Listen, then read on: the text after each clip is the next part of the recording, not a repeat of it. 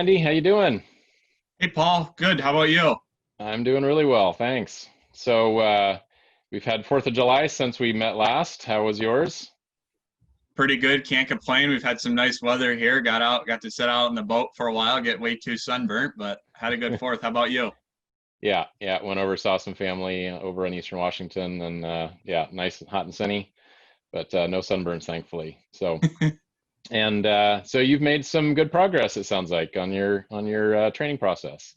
Yeah, we've been making a lot of great progress. Unfortunately, the last couple weeks from my standpoint, I've been kind of busy with the full scale of summer going on and Right. guys taking vacations. So That's the I've reality. Yeah. not been able to spend as much time as I would have liked on just trying to work on getting it all ready for rollout. But we've been making great progress, learning a lot. So you've Vince met and with I, Vince a few more times, a couple more times, is that right? yep, met with Vince a couple more times, and actually Zach hopped on for one to fill in for Vince. So it was kind of Okay. neat to get a second person involved and more perspective and Yeah, more yeah. knowledge. Zach has been with Pro Shop since before Pro Shop. Yeah, he was part of the original, one of the very original Pro CNC guys and helped us design the system. So he definitely knows his stuff. Yeah, the day that he filled in for Vince, we started off with a plan that Vince had established, and Hmm. we all of a sudden went down a completely other path that he said, "Oh, do you know how to do this?" And we ended Right. up installing a bunch of links and doing a bunch of other cool stuff. So it's Nice. cool to get a second set of eyes on things and a new perspective. We had a good session that day. Cool. Cool. Well, let's yeah, share your screen. Let's see where you're at in that work order and talk about some of the stuff you want to share. All right. Well, as you can see, I've got the tips work order pulled up here. Yep. We're keep on more green showing up on the screen by the day, which we like to see. Um, we're all the way down here. We're right down here at step 94.4. Hmm. Um, the last, probably since the last time we discussed, what we've been doing is we've been entering orders into Pro Shop, orders from our customer, and we're really trying to use those orders to create purchase orders for various things, including outside services, material, and tooling. So we're just starting to get to the tip of the iceberg on that, which is pretty exciting because that's something that really being able to create purchase orders is something we're really looking forward to utilizing ProShop for. Right on. Yeah, yeah. Cool. That's great. Um, and so you've done also some of the other stuff like equipment, probably, right? Yeah, yep, Calibration, that type of thing. that's kind of been our in between sessions here at the office. We've been working a lot on our equipment. We utilize the import that you guys have set us up with to be able to just mass import a bunch of our gauges right in. We copied and pasted from one spreadsheet into another, our current spreadsheet, which I actually have pulled up here. This is what we were using before.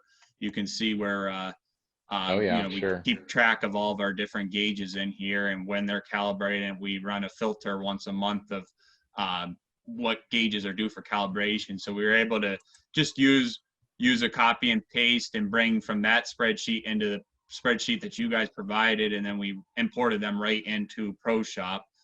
Um, Now we're going through all of our gauges, and what we're doing with them is we're going to calibrate a lot of them as we go, because while we're handling them, we figure we might as well calibrate them, which Sure. is going to be nice because kind of the way it works right now is that our calibrations come due like 2 or 3 different periods throughout the year when we initially started our march towards ISO certification. Hmm. So we kind of get hit all at once. So this way we're going to kind of break them up, just entering them, a few of them a week till we get them all into Pro Shop. Um, Perfect. and the Yeah, cool, spread that load a little bit more. what's that?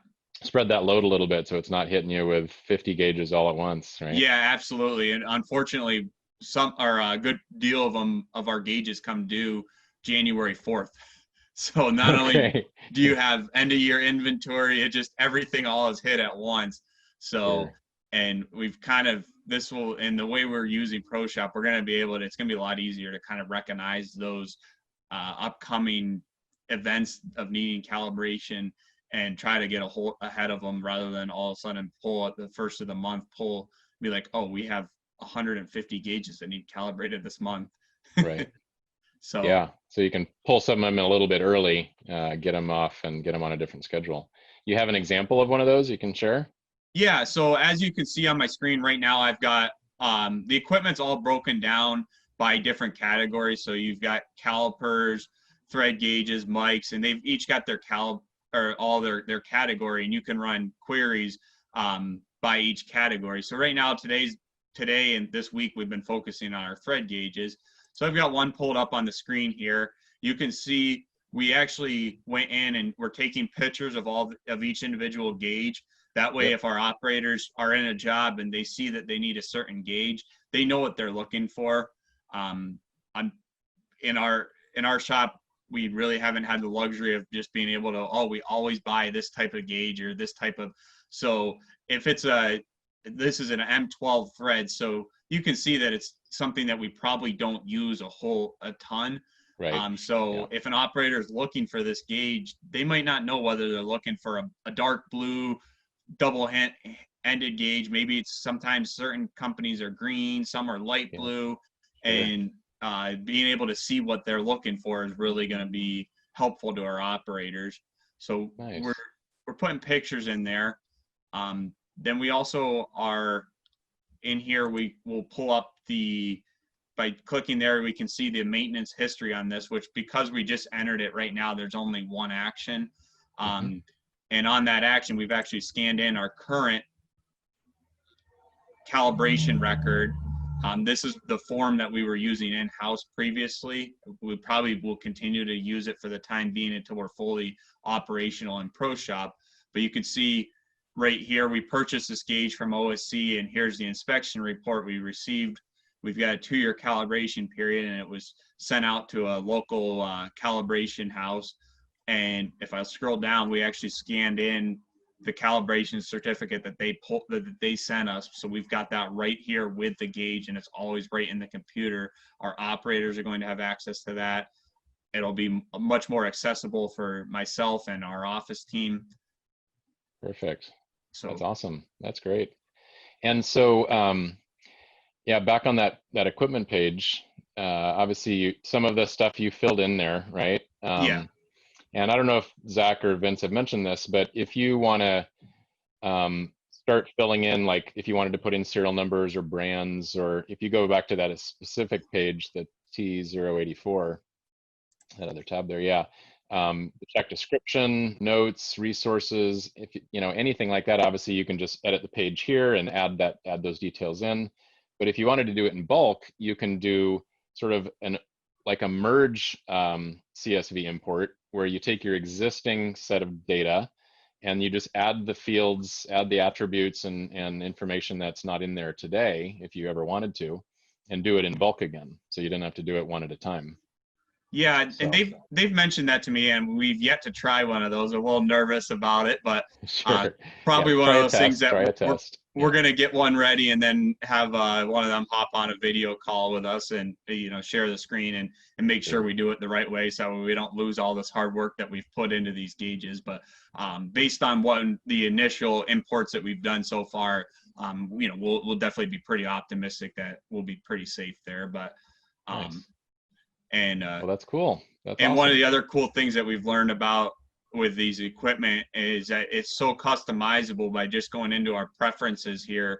When we're back on this screen here, some of this might not be applicable to a search. And as you can see, like the check date's probably important to us, and maybe we want to, the brands, but we can go into our preferences and change all of what shows up whenever we run a query for each gauge. And that's something that's really just kind of I feel like I'm proud of myself being able to pick up on ProShop and do those types of things on my own now, and looking forward to what we're able to do with that. So very excited about the equipment, especially the records. I know one of the things with like these records is we're trying to to get better and eventually implement a system to kind of keep an eye on where our gauges, if they're wearing out, keep an eye Hmm. on them so that way we can get a feel for maybe we should be replacing them sooner or maybe reducing calibration cycles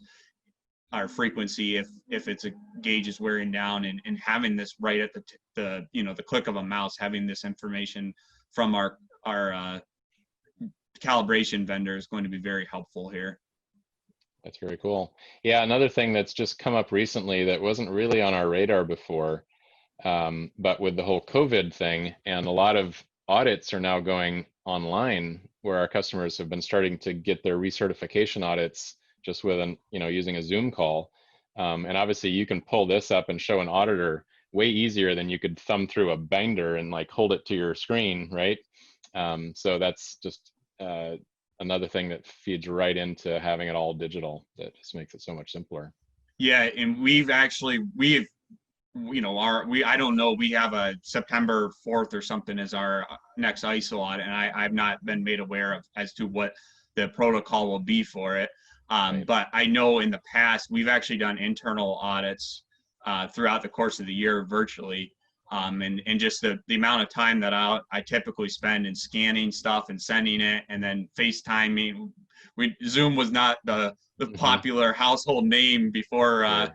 March, so that wasn't the case back when the last time we did a virtual internal audit, but made life easier. Rather than trying to plan a day for our auditor to come up, we could kind of send him what he needed, and then if he needed more, and then FaceTime to kind of go through and prove that we weren't just Hmm. hiding Yep. things, but Right. and do it fully legitimate. So Right. definitely looking forward if that becomes the case where we're forced to do an ISO audit via virtual. uh, Yeah. I think ProShop will be instrumental in helping make that work. Yeah, the philosophy is sort of be audit ready all the time, right?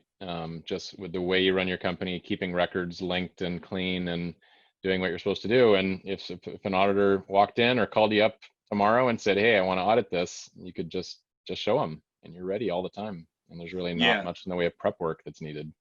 Yeah, I mean, we take pretty good pride in our quality system, and I pretty much would welcome a ISO auditor any day of the week, any time. But Right. this is going to just expand that further because of the ability to just have it right there. I mean, sometimes it might be like, okay, wait a second, where's this file at? And then it's somewhere here, but it's just a matter of tracking it down. But right with the ProShop, we're going to be able to just click a mouse and know it's right there, and we've got it. And it's and part of that prep work. I know I'm very OCD perfectionist type of person, and prior to an ISO audit, I'll go back through everything and be like, okay, this gauge, like, do we have all the paperwork? Is it everything in the way? And Right. and that's something that with ProShop we'll be able to go right down the list and just click things off. That's so great. I love that it feeds right in to help support your OCD tendencies. That's great. Exactly. That's why I Make it love it easier so for you. much. That's awesome. All right, so I think you probably have then started to do a little bit of work with a work order or two, or at least a test one, right? Yeah, we've been starting to kind of dabble in the work orders little bit. Pull one up on the screen here, and you can see we've quote unquote ran this job through the almost the entire way. I'm still working on kind of getting some finishing touches, and I believe we've still got some learning to do on to kind of why some of these aren't all green here. Yep. Sure. Um, Sure. but that'll come. But this was actually the first work order that we had. We had an order for these parts, and it was a good job and for us to kind of work through because it featured some outside processing, some heat treat, and there was a couple other added challenges with this job. So it was a good one to pull into our training session. And we created a part and created a work order and kind of Hmm. worked our way right through it. Right on. Yeah, and I can tell by the green truck there on the right that that those are back from heat treat and back in again to your company. That what's true? Is that what happened? Yeah. And what we did, we sent these out for heat treat. I'm actually I've already got, here's the purchase order that we used for heat treating the parts. And what Okay. was cool, what we did, although we sent these to heat treat and we didn't have any issue, we, rather than receiving them in without any issue, we actually, we rejected 25 of them in our Oh, virtual just pretend pretended. world. You can see Okay. I even said the reason because Vince said so. So, Okay. Yeah.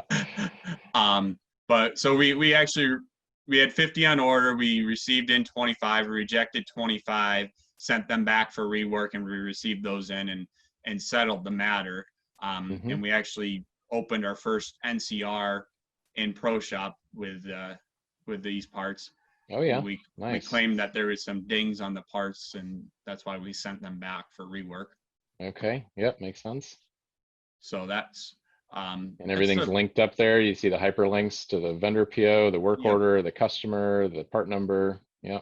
Yeah, and like you said, I mean, the links are just so nice because we, as you saw right there, while I was in the purchase order, I just clicked right on the NCR, Right. and when you're, I think a lot of times we run into those types of things where you're looking back on things, wherever the reason might be, but you're looking back on things, and when you've got that ability to just go right from boom to boom to boom, just one item to another of whatever you're looking at, you can Hmm. okay, go right to the purchase order, go right to the parts, go right down the line, the NCR, whatever it is Yeah. that you're into, and be able to look at things. It makes your life a lot easier.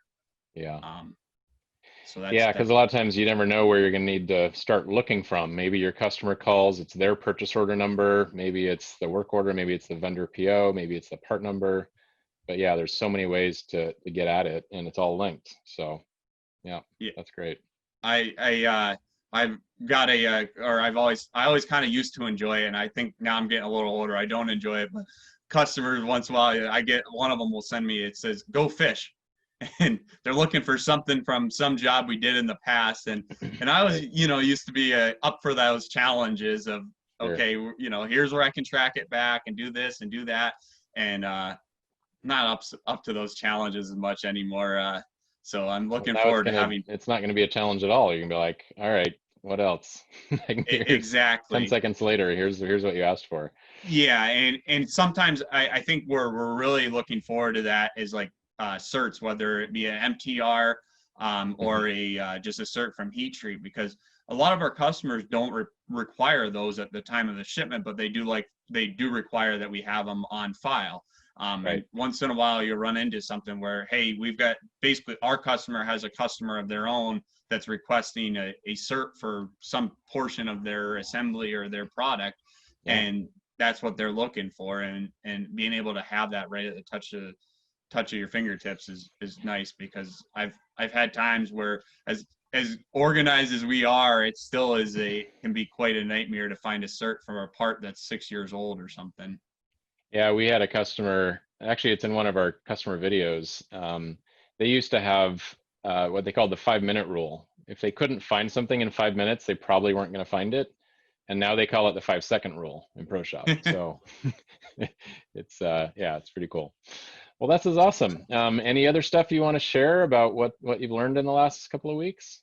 Yeah, and this particular job was we haven't quite got it all finished because we're gonna have numerous routings on it, Oh yeah, based on multiple routings, of course. Yeah, yeah. yeah. So this job, the particular this part that we worked on here, we didn't get to that yet. That's kind of on our to-do list. I believe that's part of my homework is to go back in there and Had the work on that routings. to Hmm. create the routings.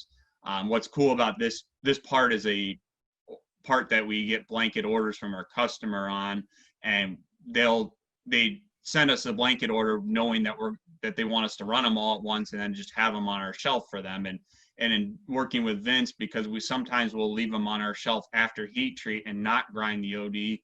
Sometimes we will grind the OD, and trying to sort that all out. And they'll Right. often call up not having any clue of even sometimes what they have on order, but even what we have here. And Hmm. as we have a decent inventory system, but just it's going to be nice to be able to have a right as soon as they call or shoot me an email to be able to tell them, hey, this is how many we have ready for you that or that just need a finished grind and they're ready. Right. So that's why this job was one of the reasons why, we started off this job to work through a entire process with, was because of that. So we if I hop over to this part here, you can see this actually has three different routings.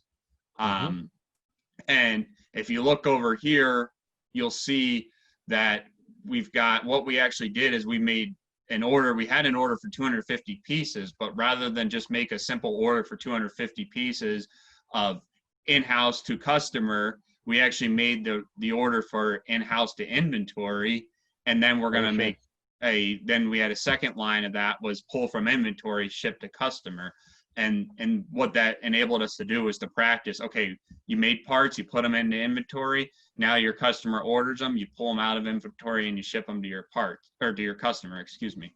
Mm-hmm. So that's what this one here, we actually made three different routings. And Yeah. the routings are definitely something we're going to utilize for numerous reasons. Obviously, you'll see on the screen, where you're going different ways of whether you're pulling them from inventory or maybe you're just making them because we run jobs where it's, well, we're making these, this setup's pretty much the same and they don't need any right away, but why don't we throw 100 on our shelf? It's not going to cost us anything to do. Right.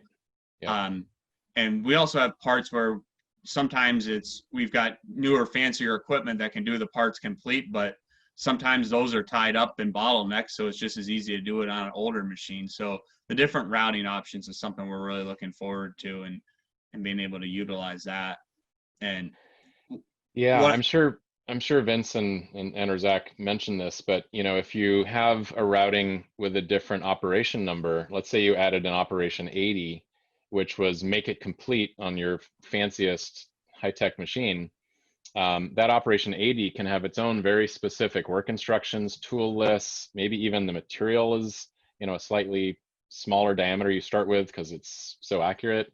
Whatever it might be, you can have all those very unique attributes about those operations. And when you make a work order that includes operation 80, as an example, and not 50, 60, 70, then your machinist will see all different setup pictures, tools, or whatever might be different and relevant to that setup. Yeah, and that's definitely something that we've our current system, we can make different routings, but it needs to be established at the time of the creation of the work order. Um, Oh, and that's kind of a pain because sometimes you just don't know, especially in situations where you're running maybe a contract or a blanket order where you might be creating the work order 6 months in advance of actually running it on a machine. And right. as we well know, a lot can change in 6 months.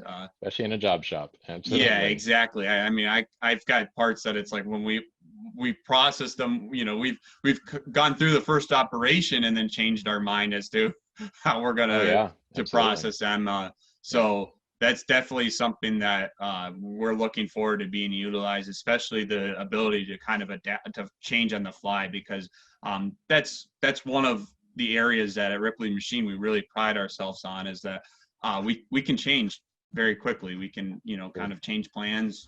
We do it a lot. Do you ever get so busy that you'll outsource something to another shop and then do an incoming inspection, make sure all the quality is great, and Yeah, continue the once in a while, we, process? we do have those types of situations where we are outsourcing a job complete or even a part. We do have some jobs that we will outsource a operation of to another shop. Right.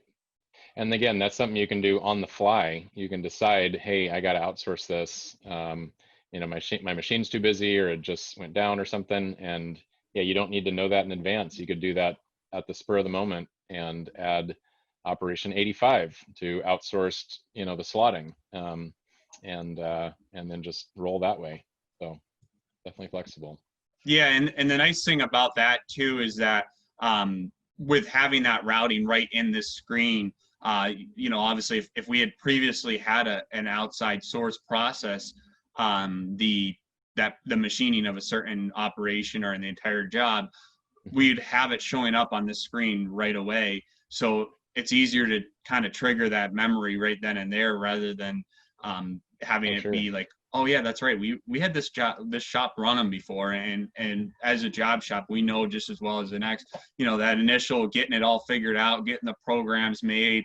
That's where a lot of the cost of the jobs come from. And when you get a repeat job, so if it's already been established with another vendor that they can make these parts for us, we're likely to probably get a better deal than we previously did on them, and save some Hmm. money on our end. So that's another Yeah. way we can utilize ProShop to our advantage. And you can even, if you scroll up a little bit, you can see, you can set the preferred routing. It's in that third column at the bottom. So if you had a preferred routing that was outsourced, um, one more over to the left. Yep, I see it there. Yeah, that one right there. So you could say, we normally will outsource this, but if they can't do it or whatever, then we're going to do it, inside instead. And yeah, that's great. I'm glad you're digging into all these details. That's awesome. Yeah, I mean, while it's certainly intimidating, all the details, the benefits are just so tangible that it's very exciting. That's cool. Right on. Well, anything else you want to share this week, or should we let you get back to making chips? Yeah, I can't think of anything else that's on the right on the tip of my tongue or anything, but we're just looking forward to another week of learning. Got a couple calls scheduled for with Vince this week, and plenty more time. We got some time laid out tomorrow and this evening that I'm planning on kind of doing some more entry and kind of just working on things and tinkering with things, which I really kind of enjoy. That's so great. I love it. All right, Andy. Well, cool. Well, thanks so much for everything. This has been really fun again, and we'll look forward to talking next week. And have a great productive week ahead of you. Yep. Thanks, Paul. Looking forward to seeing you next week. All right. Thanks. Bye bye.